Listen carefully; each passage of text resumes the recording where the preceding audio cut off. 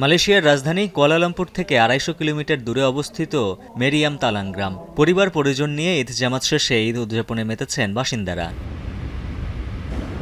গ্রামটিতে ঈদের এই আনন্দ বাড়তি মাত্রা পেয়েছে চাঁদ রাতে। ঈদের চাঁদ দেখার সঙ্গে সঙ্গে ঐতিহ্য ও রীতি মেনে ছোড়া হয় ৮০টি কামানের গোলা।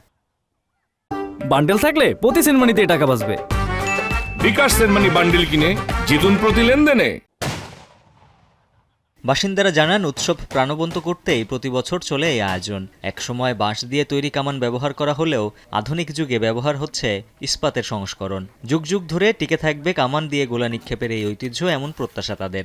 Mana yang betul-betul anak jati kampung ni kan, yang bekerja di luar, yang dah biasa dengan meriam ni, yang pernah ada pengalaman dengan meriam ni, dia tahu vibe dia buat raya tu macam mana kan.